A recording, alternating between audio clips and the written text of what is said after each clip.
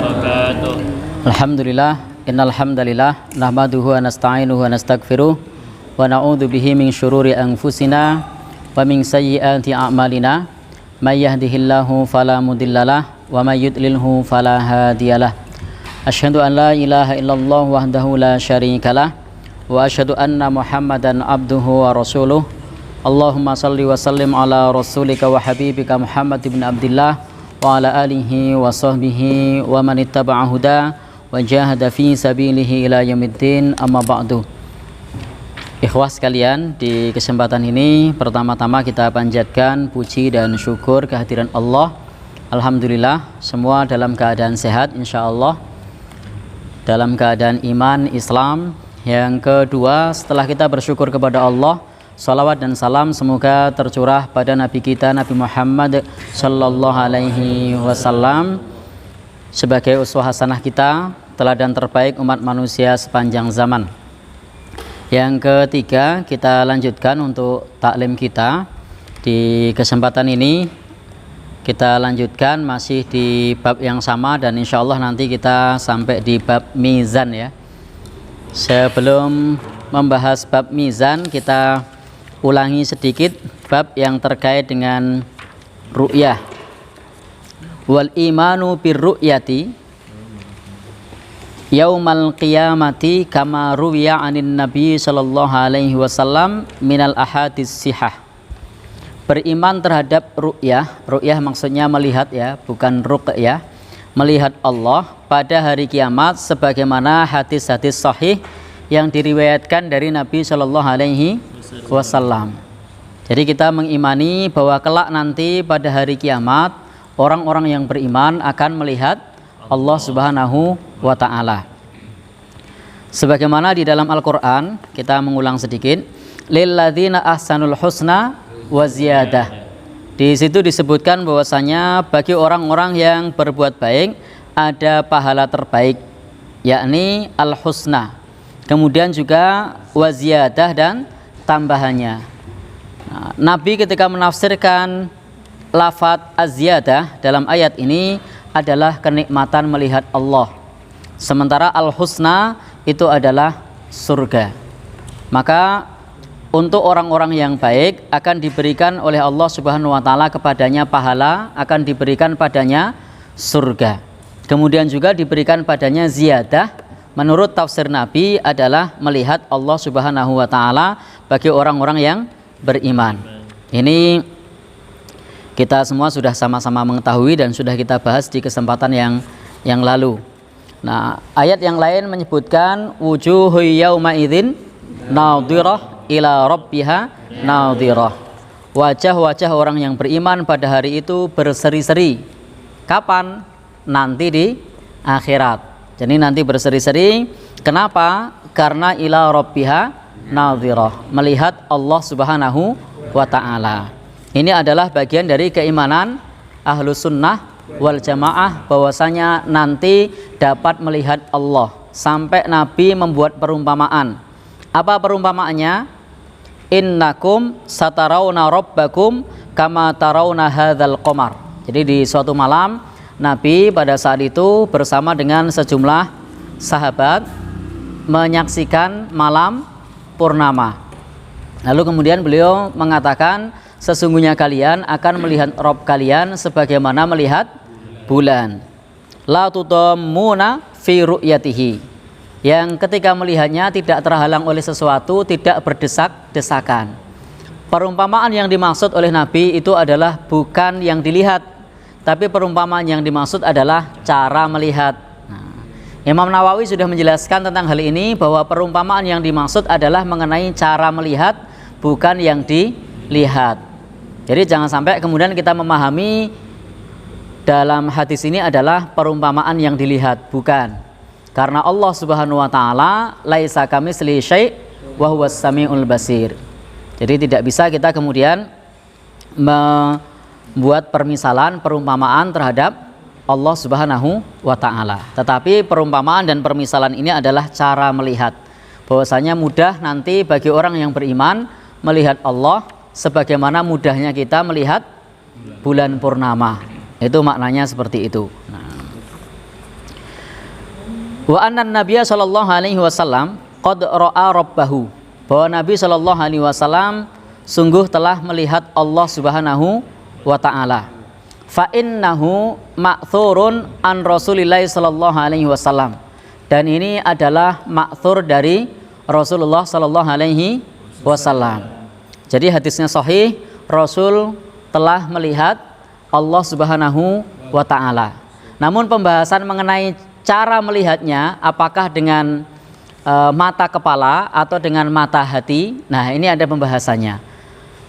Intinya di sini adalah bahwasanya Nabi Shallallahu Alaihi Wasallam qad ra'a rabbahu, bahwasanya Nabi sudah melihat Allah Subhanahu wa taala. Rawahu Qatadah an Ikrimah dari Ibnu Abbas. Demikian pula di bab ini dijelaskan dari Ali ibn Zaid, dari Yusuf, dari Ibn Mihran, dari Ibnu Abbas.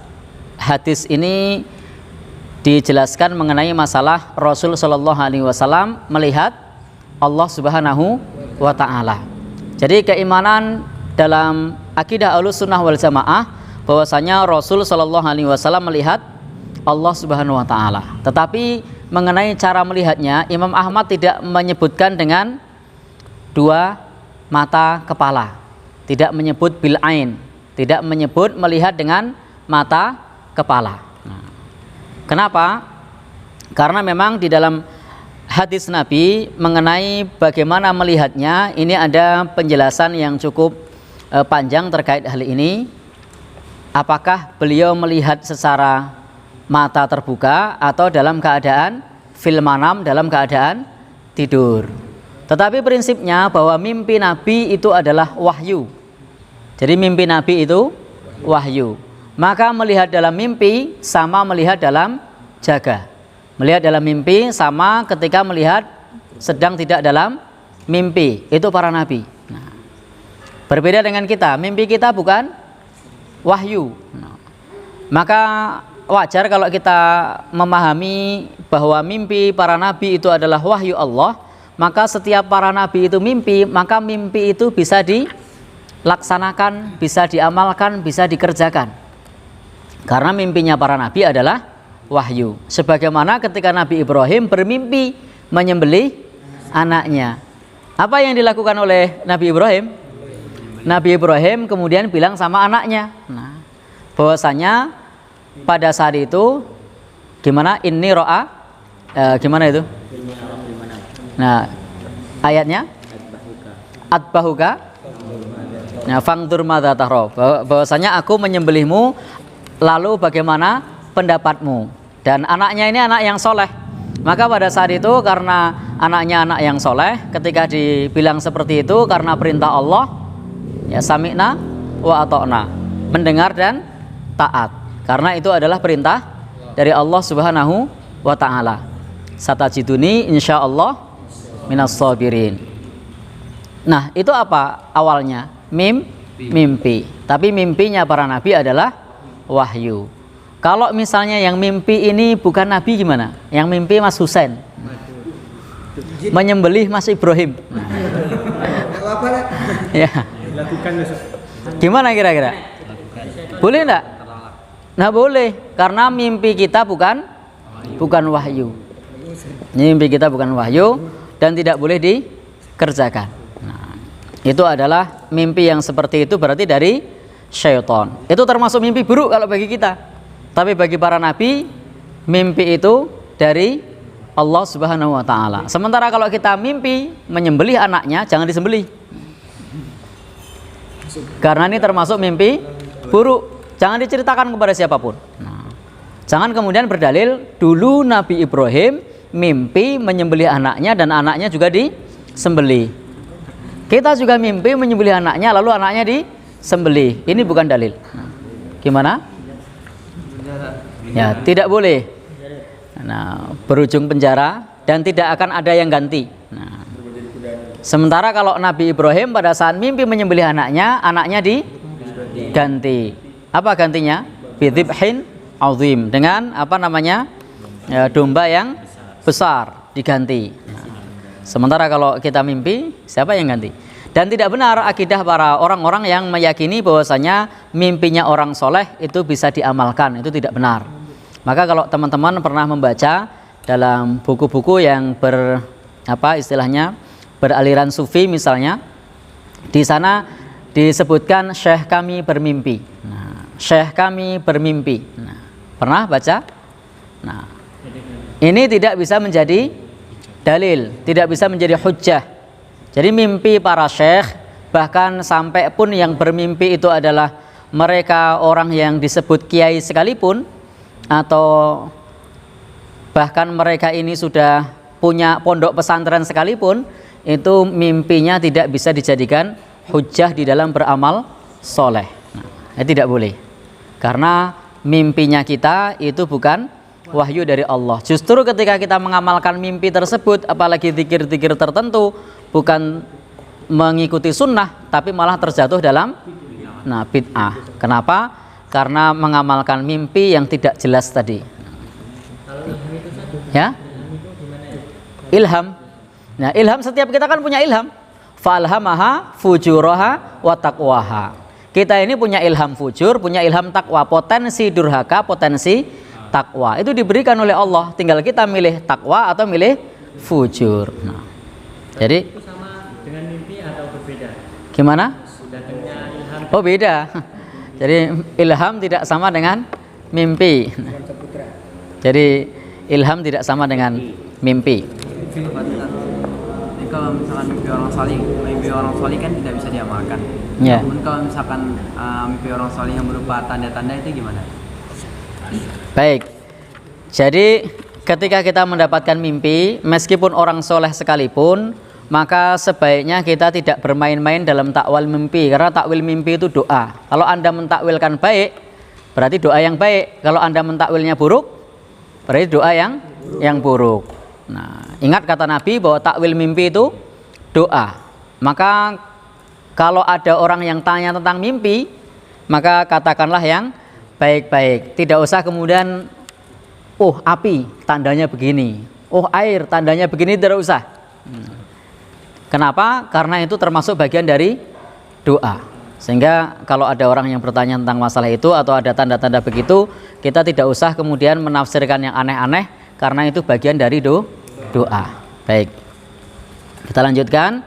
Jadi Nabi SAW dalam hadis ini, di dalam riwayat ini, Al-Hafidz Ibnu Hajar berkata bahwa di dalam hadis ini memang kalau yang dimaksud hadis Ibnu Abbas yang disebut dengan Nabi itu melihat, maka di sana ada rawinya yang lemah. Nah, jadi ada rawinya yang lemah. Sebagaimana juga Syekh Al-Albani mengatakan tentang lemahnya dari sisi hafalannya, sebagaimana penjelasan Al-Hafidz Ibnu Hajar bahwasanya di dalamnya ada at-taqrib, seorang yang lemah. Sehingga apa yang disampaikan oleh sahabat Ibnu Abbas bahwasanya Nabi SAW melihat Allah, maka di sini statusnya adalah lemah. Sebagaimana di sini juga disebutkan di dalam hadis yang lain, yaitu siapa? Oleh Aisyah misalnya. Aisyah menyebutkan barang siapa yang mengatakan Nabi telah melihat Allah dengan mata kepalanya, maka sungguh dia sudah berdusta. Jadi kalau ada yang mengatakan bahwasanya Nabi sudah melihat Allah dengan mata kepala, maka dia sudah berdusta, kata Aisyah. Lalu bagaimana cara menggabungkan riwayat Aisyah dengan riwayat Ibnu Abbas? Maka menggabungkannya adalah dari dua riwayat ini, bahwasanya Nabi SAW melihatnya dengan dalam keadaan mimpi atau bil fuad. Jadi melihatnya dengan hati, bukan dengan mata kepala. Maka apa yang disampaikan oleh Ibnu Abbas bahwa Nabi melihat Robnya dengan hatinya. Nah, jadi ini ada di dalam Mukhtasar Muslim. Maka tidak benar riwayat Ibnu Abbas yang menyatakan dengan jelas bahwa beliau melihat Robnya dengan pandangan mata. Karena riwayat Ibnu Abbas ada yang menyebutkan dengan hati, ada yang menyebutkan dengan pandangan mata. Sementara riwayat Aisyah itu di situ menyatakan berdusta kalau ada orang yang menyebutkan bahwasanya Nabi pernah melihat Allah. Sehingga maknanya di sini sebagaimana di dalam penjelasan Al-Hafidz Ibnu Hajar, riwayat-riwayat mutlak dan muqayyad dari Ibnu Abbas, maka wajib mentakyid riwayat-riwayat yang mutlak.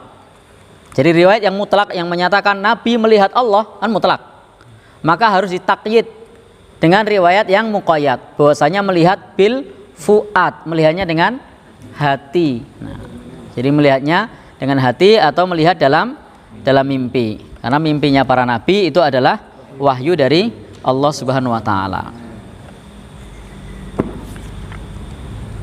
Baik, jadi di sini sudah kita pahami bahwasanya tidak ada masalah mengenai masalah Nabi melihat Allah. Maka keimanan Ahlus Sunnah wal Jamaah, Nabi melihat Allah, tetapi ru'yatul fuad atau ru'yatul qalbi, melihat dengan hati. Fuad sama qalb sama ya, pandangan hati, bukan merupakan pandangan mata. Di sini juga dijelaskan sebagaimana di dalam Al-Quran misalnya ada ayat yang menjelaskan walaqad ra'ahu nazlatan ukhra, tetapi maksud ayat ini bukan melihat Allah. Melihat siapa di sini? Jibril. Jadi ayat ini bukan dalil Nabi melihat Allah, tapi ini adalah Nabi melihat malaikat Jibril. Walaqad ra'ahu nazlatan ukhra, dan sungguh dia telah melihatnya di waktu yang lain. Yakni pada saat itu Nabi SAW melihat malaikat Jibril 2 kali dalam bentuk aslinya. Jadi memang betul kalau Nabi itu melihat, tetapi menurut ayat ini yang dimaksud melihat bentuk asli ini adalah melihat malaikat Jibril, bukan melihat Allah Subhanahu wa taala. Kapan 2 kali itu? Pertama adalah selepas menerima wahyu Iqra, ketika turun dari Gua Hira. Begitu turun dari Gua Hira, kemudian mendongakkan wajahnya ke langit. Pada saat melihat wajahnya ke langit, pada saat itu beliau Shallallahu Alaihi Wasallam melihat malaikat Jibril dalam bentuk aslinya memenuhi ufuk timur dan barat. Sehingga ya, wallahu alam, beliau hanya menceritakan memenuhi ufuk timur dan barat. Ini masalah gaib, kita tidak tahu. Imani saja apa yang disampaikan oleh Nabi, memenuhi ufuk timur dan barat. Jadi besar sekali memenuhi ufuk timur dan barat, sehingga beliau tambah gemetar, tambah ndredeg, ketakutan. Wajar, malam-malam belum listrik waktu itu ya, malam-malam belum listrik, penduduk masih sedikit, di dalam goa yang gelap begitu, tiba-tiba dipegang sama orang yang tidak dikenal. Karena gelap jadi taunya tinggi, hitam, gelap kan? Ya, bukan, waktu itu menjelma menjadi sosok manusia ketika dipegang itu, dan tubuhnya diguncang-guncang. Ya, takut. Jangankan apa yang belum listrik, ketika teman-teman misalnya jalan di belakang, tiba-tiba dipegang oleh orang yang tidak dikenal, suaranya agak mengaum sedikit begitu. Nah, kira-kira gimana? Ya, panik kan? Nah, maka wajar pada saat itu Nabi Shallallahu Alaihi Wasallam juga ya, dalam keadaan gemetar dan beliau takut. Kemudian turun. Nah, pada saat turun, begitu melihat ke atas, lihat wujud aslinya, tambah gemetar lagi Nabi Shallallahu Alaihi Wasallam. Dan ini manusiawi, belum pernah melihat sebelumnya, lalu melihat yang seperti itu. Dan itu memenuhi ufuk timur dan barat. Dan sayap malaikat Jibril ada 600. Tidak perlu ditanyakan bagaimana cara menghitungnya. Kan tadi tanya bagaimana, nanti jangan-jangan tanya gimana Nabi menghitung sayapnya, jangan tanyakan. Intinya bahwasanya malaikat Jibril punya sayap 600. Bisa jadi Nabi Muhammad tidak perlu menghitung, tapi atas wahyu dari Allah Subhanahu wa taala bahwa Jibril sayapnya 600. Itu kalau ngitung ya udah sempet. Ya. Ya. Nah, yang kedua pada saat Nabi Isra Mi'raj, kan 2 kali. Ya? Gimana? Baik. Pada saat Mi'raj bagaimana? Apakah melihat atau tidak? Syekhul Islam Ibnu Taimiyah berkata, sungguh telah benar dari Nabi Shallallahu Alaihi Wasallam bahwa beliau mengatakan, aku telah melihat Rabbku Tabaraka wa Ta'ala. Itu memang Syekhul Islam mengatakan begitu, bahwasanya Nabi Shallallahu Alaihi Wasallam mengatakan sungguh telah benar dari Nabi. Jadi kata Syekhul Islam, sungguh telah benar dari Nabi bahwasanya Nabi berkata, aku telah melihat Rabbku Tabaraka wa Ta'ala. Itu memang betul ada pernyataan seperti itu. Tetapi di situ juga tidak dijelaskan bagaimana pada saat beliau melihat Allah Subhanahu wa taala. Para ulama menyebutkan bahwa melihatnya itu adalah tidak istilahnya langsung melihat, tetapi melihatnya dengan hati, sama. Jadi melihatnya dengan hati. Jadi di sini ketika Mi'raj, pada saat itu di kejadian Isra Mi'raj, beliau berada di Madinah. Kemudian beliau memberitahukan kepada para sahabat bahwa beliau melihat Allah Tabaraka wa taala di malam itu ketika tidur.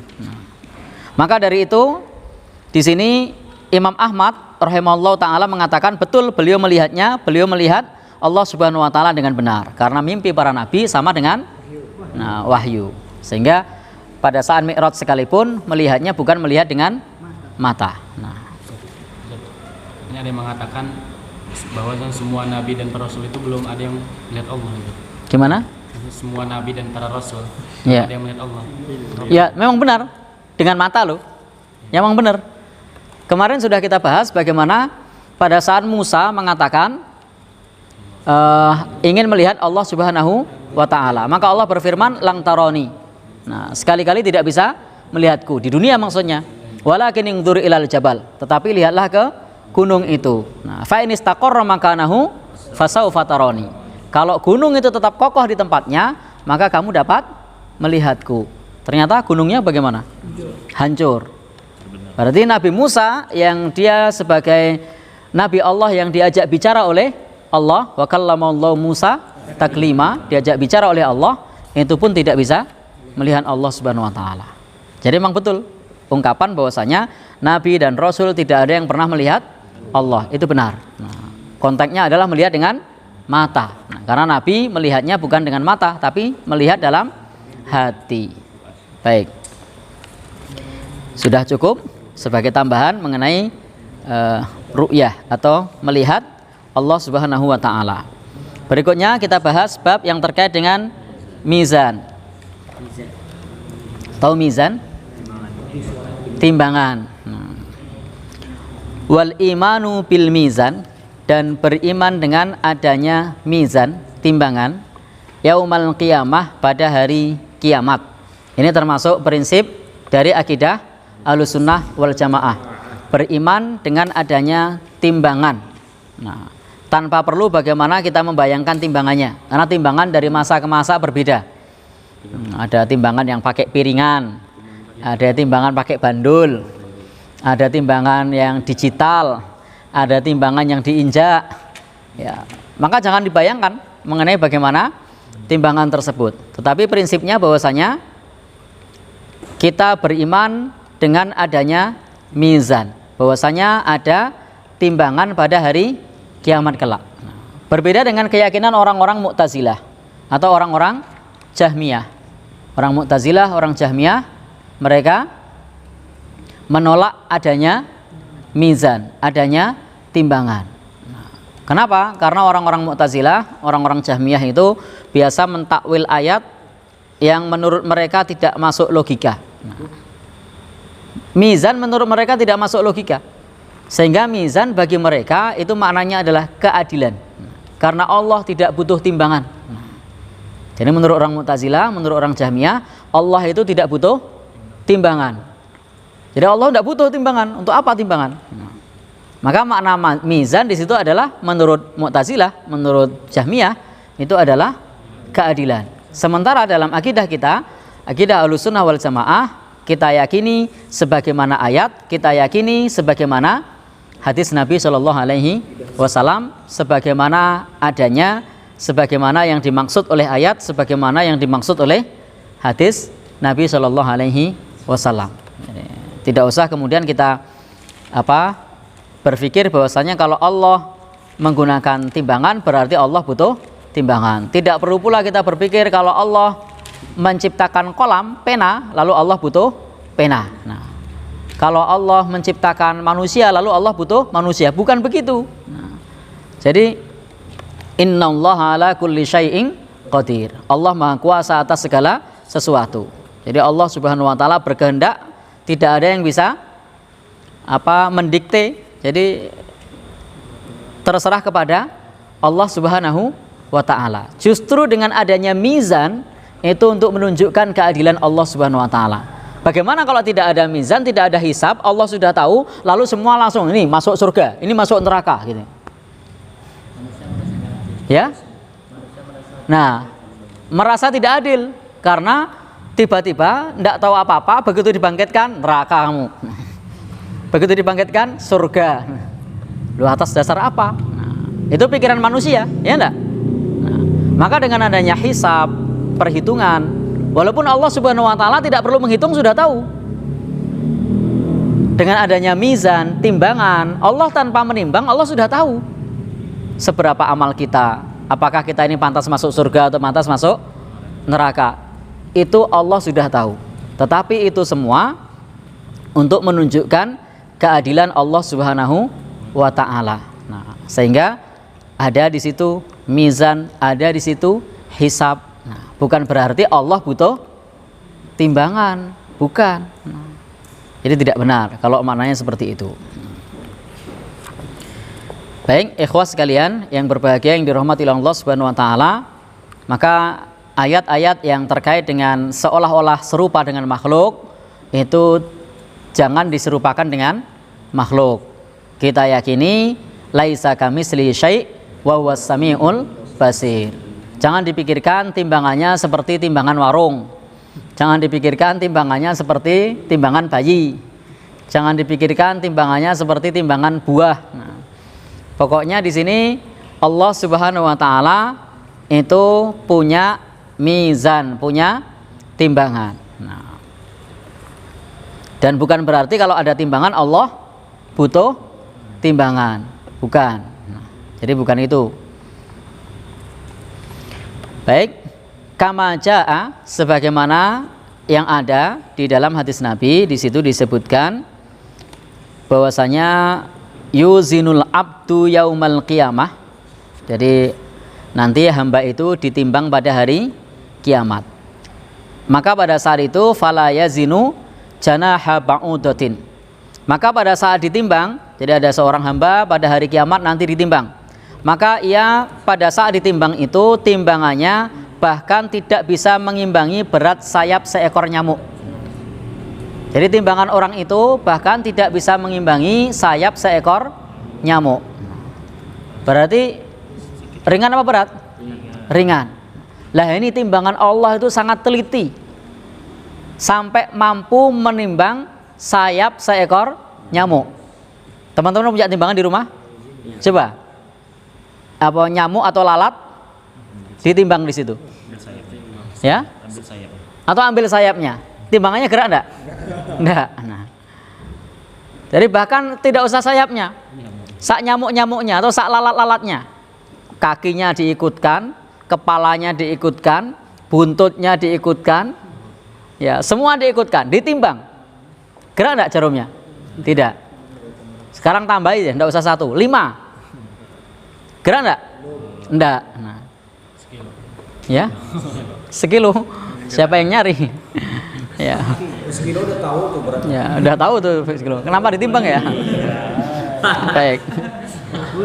Jadi ini timbangan Allah itu sangat teliti, sehingga timbangan sekecil apapun, bahkan mithqal dzarrah, sekecil dzarrah itu sesuatu yang sangat kecil, bahkan ada yang menafsirkan sekecil biji sawi sekalipun, yang itu timbangannya akan mampu mengukur. Dan inilah ketelitian mizan, timbangan Allah Subhanahu wa taala kelak. Nah, yang itu tidak ada timbangan dunia yang seperti itu.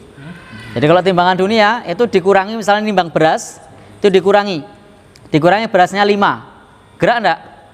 Tambahin 5. Enggak. Nah, tapi kalau timbangan nanti di akhirat, betul-betul di situ ada keadilan dari Allah Subhanahu wa taala. Jadi keadilan Allah Subhanahu wa taala. Baik, waktu zanu a'malul ibad, dan juga ditimbang amal-amal hamba kama jaa fil athar, sebagaimana di dalam athar. Jadi nanti akan ditimbang amal-amal kita sebagaimana di dalam athar. Wal imanu bihi wat tasdiqu bihi. Maka hendaknya kita mengimani mengenai timbangan amal ini. dan kita membenarkan mengenai timbangan amal ini. Wal i'radu an man radda dzalika, dan hendaknya kita menolak atau berpaling dari orang yang menolaknya. Jadi hendaknya kita berpaling dari orang yang menolaknya. Tidak usah didebat.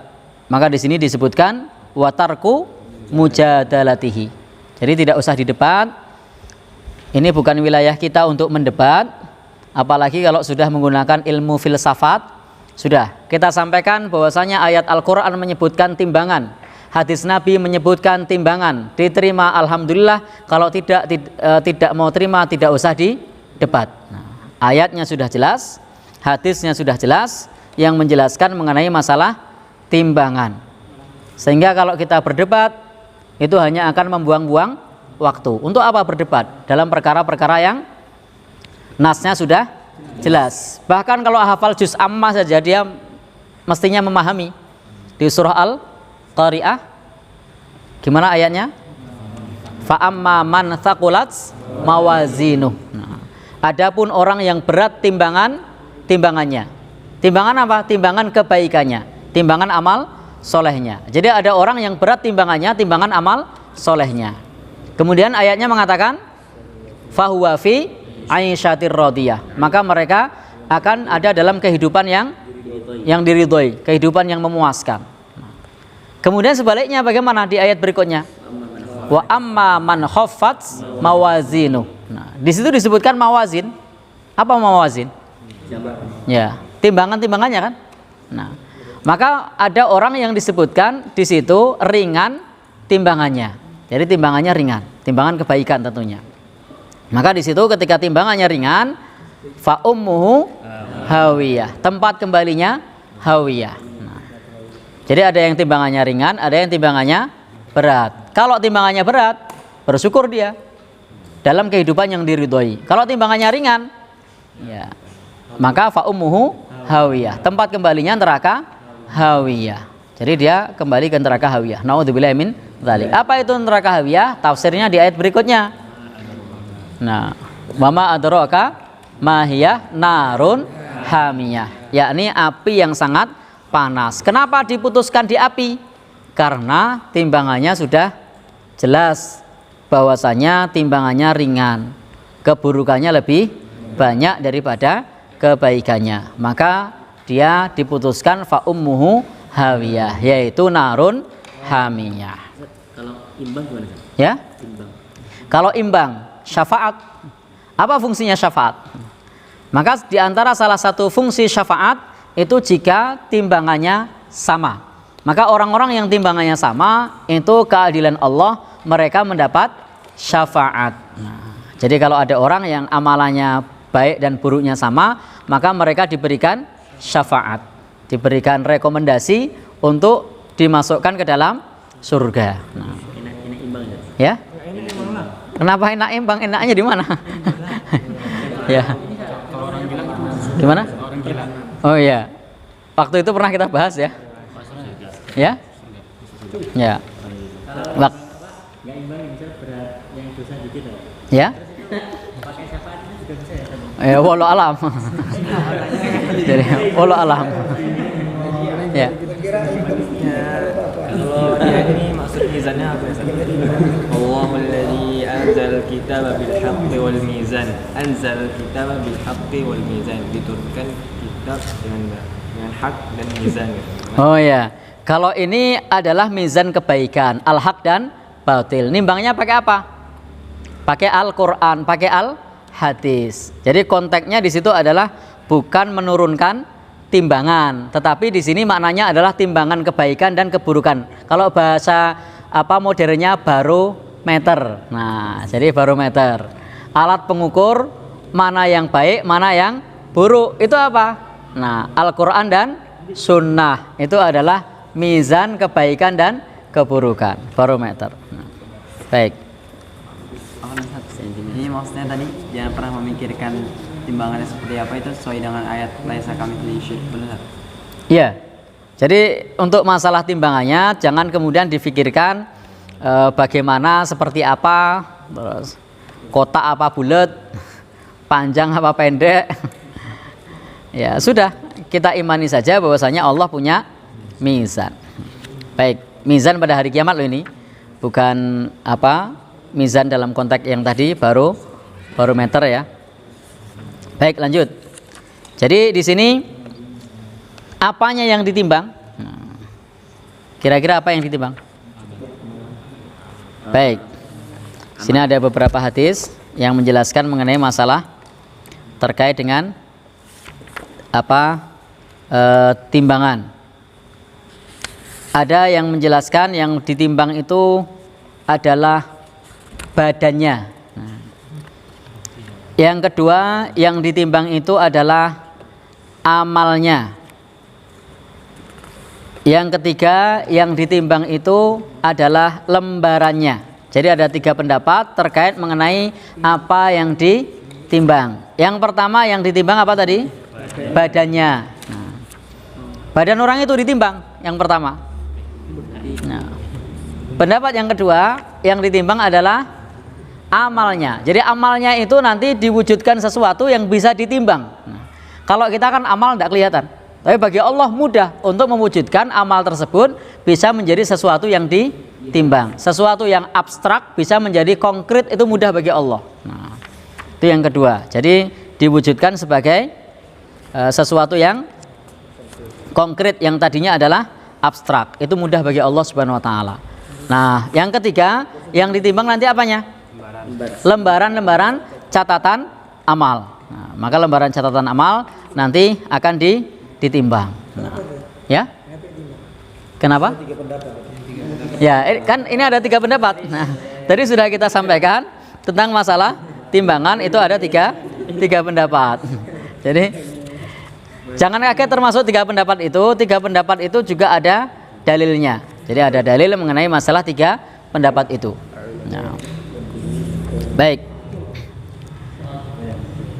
Jadi misalnya di dalam hadis Nabi yang pertama tadi kita sampaikan apa? Yang ditimbang badannya. Nah, ya coba kita lihat di dalam hadisnya. Innahu la ya'tir rajulul 'azimus samin. Apa artinya? Nah, di situ didatangkan seorang yang gemuk. Nah, al-'azim besar, as-samin gemuk. Ada laki-laki yang besar, gemuk. Yaumal qiyamah, pada hari kiamat. La yazinu indallah janaha ba'udah. Nah, ternyata orang yang gemuk tadi, yang besar tadi, itu ketika ditimbang di sisi Allah, ternyata beratnya tidak bisa menyamai meskipun hanya 1 sayap seekor nyamuk atau 1 sayap seekor lalat. Nah, itu tidak bisa menyamai. Berarti apa yang ditimbang di situ? La ya'tir rajulul 'azimus samin, tubuhnya. Tapi yang keluar timbangan amalnya. Nah, yang ditimbang tubuhnya, badannya. Badannya ditimbang, tetapi ternyata beratnya tidak bisa menyamai meskipun hanya sayap seekor nyamuk. Nah, maka di sini jelas bahwasanya yang ditimbang adalah badannya menurut hadis ini. Fala nuqimu lahum yaumal qiyamati wasna. Dan kami tidak mengadakan suatu penimbangan bagi amalan mereka pada hari kiamat. Nah, jadi di sini jelas bahwa yang ditimbang adalah badannya. Kemudian yang kedua, dalam kasus sahabat Abdullah ibnu Mas'ud. Ya, sahabat Abdullah ibnu Mas'ud ini adalah salah seorang sahabat Rasulullah yang beliau diberikan fisik yang nyun sewu kurus, kakinya kecil. Jadi kakinya sahabat Abdullah ibnu Mas'ud ini kecil. Nah, suatu saat ketika ada angin yang bertiup, jadi pada saat itu Abdullah bin Mas'ud sedang naik satu pohon atau memanjat, lalu kemudian di situ ada sejumlah sahabat yang lain dan ditiup angin, maka tersingkaplah betisnya. Pada saat tersingkap betisnya, kelihatan kakinya kecil. Nah, maka bersyukurlah teman-teman, ini kakinya gede-gede semua. Nah, jadi sahabat Ibnu Mas'ud ini kakinya kecil. Dan respon manusiawi dari para sahabat saat itu tertawa karena melihat kakinya kecil. Jadi karena anginnya besar, lalu kemudian izarnya itu tersingkap. Apa izar itu? Nah, sarungnya atau kainnya itu tersingkap. Ketika itu tersingkap, kelihatanlah betisnya, maka tertawa. Nah, pada saat tertawa itu kemudian Rasul bersabda, sesungguhnya keduanya, maksudnya dua kakinya dari sahabat Abdullah bin Mas'ud, itu asqalu min Uhudin, lebih berat dibandingkan bukit Uhud pada saat hari kiamat nanti. Nah, jadi beliau berkata, sesungguhnya innalahuma, sesungguhnya keduanya, kedua kaki dari sahabat Abdullah bin Mas'ud itu asqal, lebih berat min Uhudin, daripada bukit Uhud kelak pada hari kiamat. Berarti apa yang ditimbang?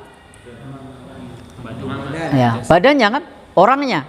Nah, maka menurut penjelasan hadis ini jelas yang ditimbang adalah orangnya. Ini pendapat yang pertama, badannya. Nah, dan ini tidak bisa kita nafikan karena memang hadisnya menjelaskan seperti itu, bahwasanya yang ditimbang adalah badannya. Seperti tadi orang yang sangat gemuk, ternyata pada saat itu dia tidak bisa menyamai seekor nyamuk. Kemudian yang kedua yang ditimbang apanya? Amalnya. Nah, ada banyak hadis yang menjelaskan mengenai masalah amal dengan timbangan berat. Salah satu yang populer, kalimatani habibatani ilar rahmani khafifatani alal lisani saqilatani fil mizani. Nah, ini apa ini? Amal. Amal bukan? Amal. Kalimatani, ada dua kalimat, habibatani ilar rahman, yang dicintai oleh Allah Subhanahu wa ta'ala, khafifatani alal lisan, yang diucapkan ringan di lisan. Nah, saqilatani fil mizan, yang kelak akan berat di timbangan. Nah, apa itu? Subhanallahi wa bihamdihi subhanallahil azim. Apa kira-kira nih? Badan apa bukan? Bukan, ini amal, amal lisan. Subhanallah wa bihamdihi subhanallahil azim. Berarti amalnya yang ditimbang. Ini yang kedua, pendapat kedua, amalnya yang ditimbang. Dan ini jelas kita saksikan bahwasanya disebutkan adalah amalan. Jelas ini, amal lisan. Dalam hadis yang lain, subhanallah walhamdulillah tamlaul mizan. Ya, lafaz subhanallah dan alhamdulillah itu memenuhi mizan. Nah, berarti yang ditimbang apanya? Amalnya, amal soleh, subhanallah dan alhamdulillah. Nah, maka kalau demikian, karena ini yang ditimbang adalah amalnya, maka ini adalah dalil yang sahih bahwasanya amal yang ditimbang. Ini hadisnya juga hadis Bukhari Muslim. Kemudian hadis yang tadi juga hadis riwayat Imam Muslim. Sehingga jangan kaget kalau kemudian ada ulama yang menyebutkan yang ditimbang badannya, karena memang hadis badannya ada. Kalau ada yang menyebutkan bahwasanya yang ditimbang adalah amalnya, karena memang hadis amalnya juga banyak yang menjelaskan bahwa amal itu nanti yang ditimbang. Ma min syai'in yudha'u fil mizan, tidaklah ada sesuatu yang nanti diletakkan di timbangan athqalu min husnil khuluq, yang lebih berat daripada akhlak yang baik. Nah, jadi nanti yang timbangan yang paling berat itu adalah akhlak yang baik. Lalu ada yang bertanya, kok bukan akidah? Nah, baik, kalau sudah disebut akhlak, penjelasan masyarakat kita itu berbeda dengan apa yang dimaksud di dalam hadis Nabi. Masyarakat kita kalau sudah bilang akhlak itu selalu hubungannya dengan sesama manusia, sopan santun, berkata baik, dengan sesuatu yang sifatnya muamalah. Padahal yang namanya akhlak itu tidak hanya sesuatu yang bersifat muamalah, ada banyak sekali. Maka Nabi itu ketika menjelaskan innama bu'istu liutammima makarimal akhlak, beliau tidak mengatakan liutammima makarimal aqaid atau akidah. Nah, beliau mengatakan untuk menyempurnakan akhlak. Karena akhlak itu kalau kepada Allah tauhid, kalau kepada Allah ibadah 5 waktu, ketika kepada Allah Subhanahu wa ta'ala menjauhi syirik. Kalau akhlak kepada orang tua birrul walidain, akhlak kepada sesama berkata baik, akhlak kepada lingkungan tidak buang sampah sembarangan. Nah, itu semuanya akhlak. Nah, karena akhlak itu tidak hanya menyangkut masalah tidak hanya menyangkut masalah akidah. Maka dikatakan sesungguhnya aku diutus untuk menyempurnakan akhlak. Di antara akhlak ada akhlak kepada Allah Subhanahu wa taala. Maka akhlak kepada Allah itu bagaimana? Ya? Bertauhid. Kalau kita tidak bertauhid berarti kita kurang ajar sama Allah. Nah, Allah yang sudah menciptakan kita, ngasih kita makan, ngasih kita rezeki, ngasih kita hidup, ngasih kita umur. Kita diperintah untuk ibadah, ibadahnya sama yang lain. Kurang ajar itu. Makanya disebut oleh Allah sebagai mensekutukan Allah sebagai dosa yang besar. Inna syirka la dzulmun adzim. Syirik sebagai dosa yang paling besar karena itu bentuk suul adab yang paling itu. Adab yang paling buruk karena Allah Subhanahu wa taala yang sudah memberikan semuanya, kenapa kemudian kita menyembah yang lain? Nah, maka menyembah Allah itu juga akhlak. Dan akhlak itu bisa negatif, bisa positif. Maka ada istilah akhlakul karimah, ada istilah akhlak mahmudah, ada istilah akhlak matmumah. Jadi maka kalau ada orang yang nyun sewu, kalau bahasa Jawanya nyun sewu itu mohon maaf, misalnya dia suka berkata yang buruk, kemudian perilakunya menyakiti orang, itu juga akhlak, tapi itu akhlak yang buruk. Nah, itu juga akhlak, tapi akhlak yang buruk. Baik, maka tidak ada sesuatu yang ditimbang di mizan yang lebih berat daripada akhlak yang baik, budi pekerti yang baik. Ini mencakup yang terkait dengan hubungan seorang hamba kepada Allah Subhanahu wa taala, hubungan seorang anak kepada ayahnya, hubungan kita sebagai anggota masyarakat, hubungan kita dengan lingkungan, hubungan kita dengan tumbuhan, dengan hewan dan seterusnya. Itu adalah bagian dari akhlak. Maka di antara akhlak kepada binatang, kepada hewan, ngasih minum, ngasih makan, tidak menyiksanya, tidak membunuhnya dengan pisau yang tidak tajam, tidak membunuhnya dengan api misalnya, itu bagian dari akhlak kepada hewan. Kepada tumbuhan juga ada, kepada lingkungan juga ada, karena akhlak itu cakupannya luas. Baik, maka di sini yang terpenting kalau kita ingin timbangannya berat, berarti harus kita perbaiki akhlak yang baik. Maka di sini min husnil khuluq. Nah, akhlaknya harus diperbaiki kalau kita menginginkan timbangan yang bagus, yang berat. Karena yang paling berat adalah akhlak yang baik. Nah, teman-teman semua, itu terkait mengenai masalah yang ditimbang itu adalah amal. Nah, kemudian yang lainnya yang ditimbang itu adalah lembaran-lembaran amal atau gulungan-gulungan amal. Masih ingat dalam hadis bitokoh? Pernah dengar? Nah, gimana ceritanya? Ya? Oh iya. Ya. Mudah-mudahan bukan reaksi ya. Iya. Baik. Kita lanjutkan ya. Jadi terkait dengan bitokoh. Bitokoh itu kartu. Nah, jadi ada bitokoh, ada kartu, ada pula kemudian lembaran-lembaran amal atau sijil. Maka di sini ada mizan yang dia disebutkan memiliki kafatan. Berarti punya dua kalau timbangan di dunia 2 piringan. Ya kan di sini? Ya, jadi timbangan keadilan ada 2. Maka ada timbangan di satu sisi itu bitokoh, di satu sisi itu gulungan amal. Nah, baik, sehingga di sini berdasarkan hadis ini pula Rasul sudah memberikan bocoran kepada kita. Sifat dari timbangan itu adalah punya dua sisi. Nah, 2 sisinya itu bentuknya apa? Wallahu alam. Tapi yang jelas di situ ada 2 sisi yang disebutkan oleh Rasul sallallahu alaihi wasallam. Nah, sebagaimana hadis Amr ibn al-As dari Nabi sallallahu alaihi wasallam, pada saat itu ada seorang pemuda yang dia diletakkan padanya as-sijlat atau gulungan-gulungan amal, yang catatan amal ini dia buruk semua. Jadi amalannya itu amalan yang buruk. Sampai catatannya ini banyak sekali, ada 99 gulungan, 99 catatan amal, semuanya buruk. Dan satu catatan amal ini panjangnya, lebarnya itu sejauh mata memandang. Itu adalah catatan-catatan keburukan semua.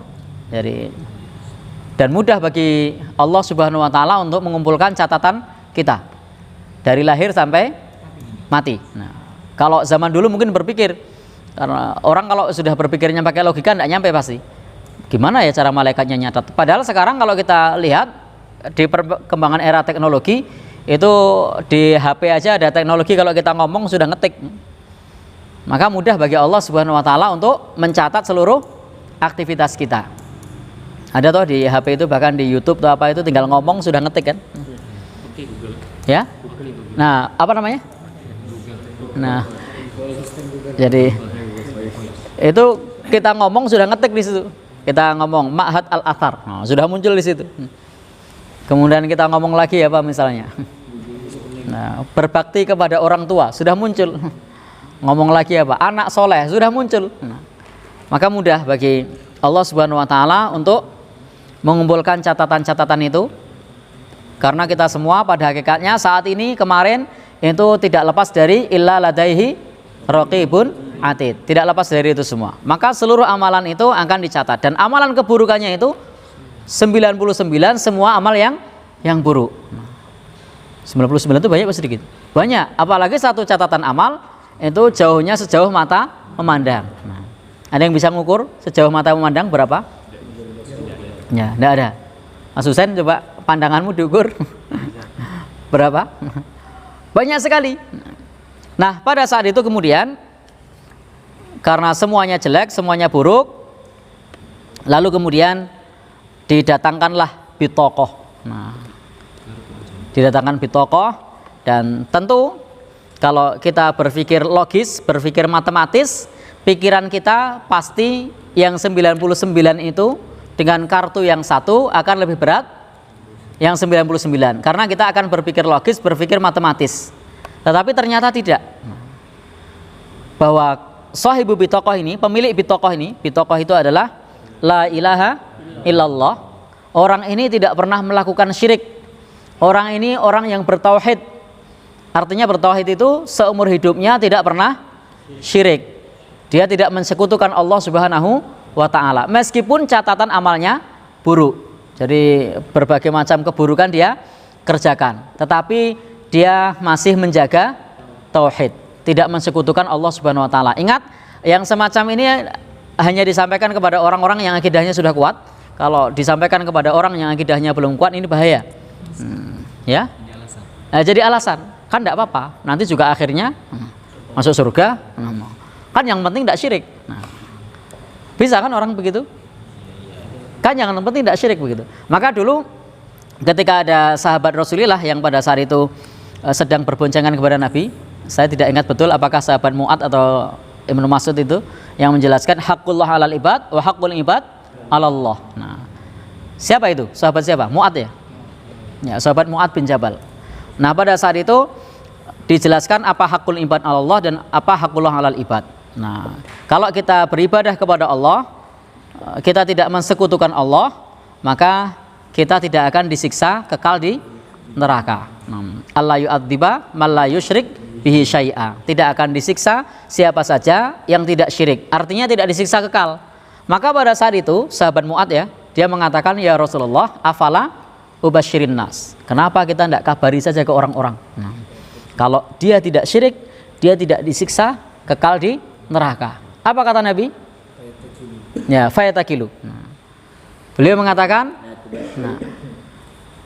dalam riwayat yang lain la tubasyiru. Dalam riwayat yang lain mengatakan bahwasanya diendapkan dulu, tunda dulu. Nah, ini menunjukkan bahwasanya bolehnya kitmanul ilmi, menyembunyikan ilmu itu boleh. Nah, jadi jawazu kitmanil ilmi lil maslahah. Bolehnya menyembunyikan ilmu karena adanya maslahat. Nah, apa maslahatnya di situ? Supaya orang tidak meninggalkan amal. Nah, sama dengan hadis bitokoh ini, seluruh amalnya adalah amal yang buruk. Tetapi dia berla ilaha illallah, maka ketika la ilaha illallah itu ditimbang, ternyata apa? Masih lebih berat la ilaha illallah, dan dia dimasukkan ke dalam surga. Nah, apa yang ditimbang di sini? Lembaran. Yang ditimbang di sini lembaran.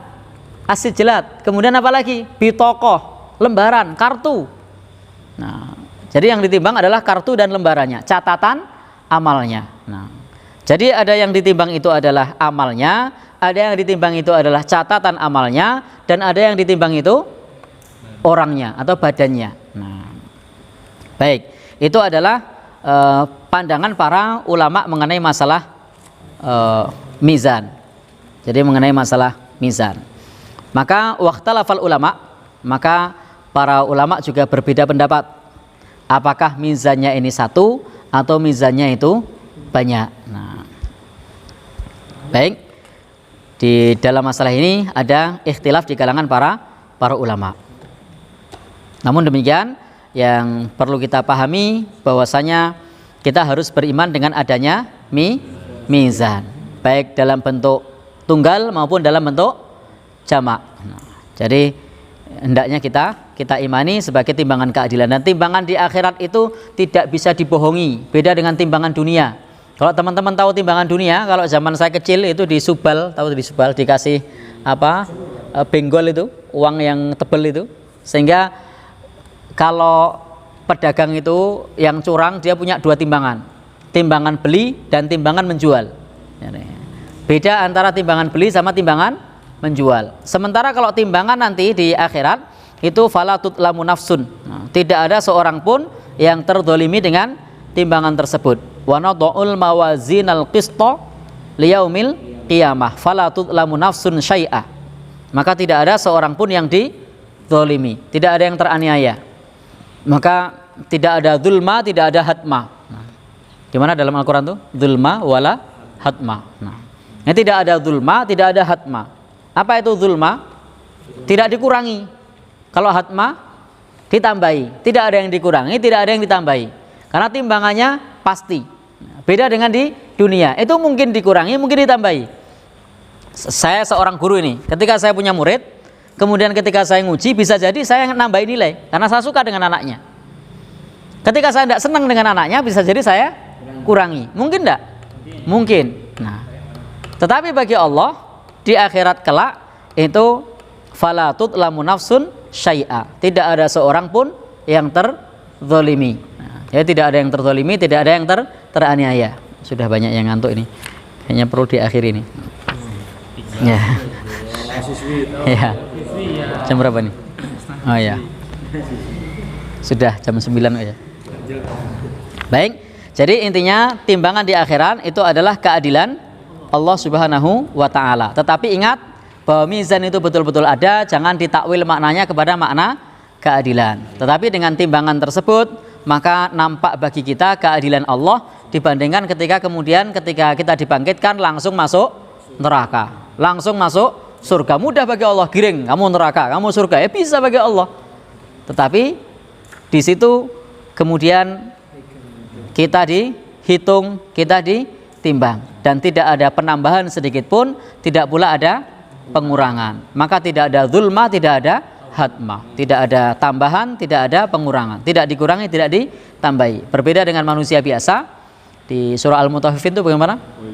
Alladzina idza talu 'alan nasi yastaufun wa idza kaluhum aw wazanuhum yukhsirun. Kalau untuk sendiri minta dipenuhi, kalau untuk orang lain dikurangi. Nah, ini termasuk yang nanti diancam wail, celaka. Nah, maka timbangan di akhirat tidak ada yang seperti itu. Timbangannya adalah betul-betul adil sesuai dengan amal solehnya. Lalu bagaimana dengan timbangan tadi? Yang 3 tadi, mana pendapat yang kuat? Mana pendapat yang kuat? Ada yang tahu? Amalan? Bukan. Karena ada 3 hadis, selama memungkinkan hadis itu digabungkan, al-jam'u memungkinkan untuk digabung, maka digabung.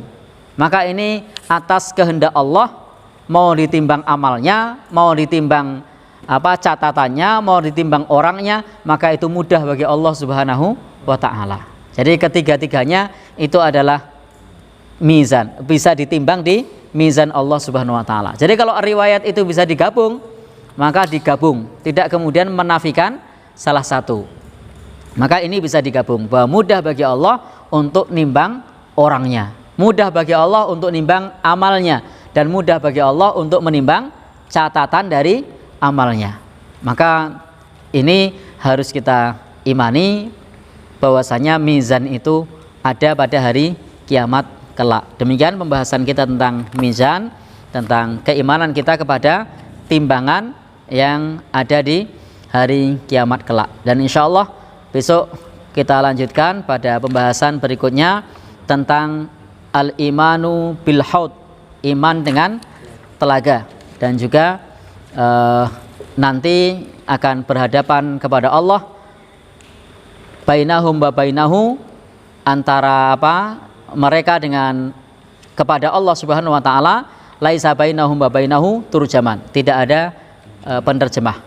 Jadi ini insya Allah kita bahas di kesempatan yang akan datang, dan juga terkait dengan telaga Nabi Shallallahu Alaihi Wasallam. Mudah-mudahan yang sedikit ini bermanfaat. Mohon maaf, memang kalau taklim yang terkait dengan akidah itu beda dengan fikih muamalah. Kalau fikih muamalah itu agak asyik, karena menyangkut mengenai masalah kekinian, seperti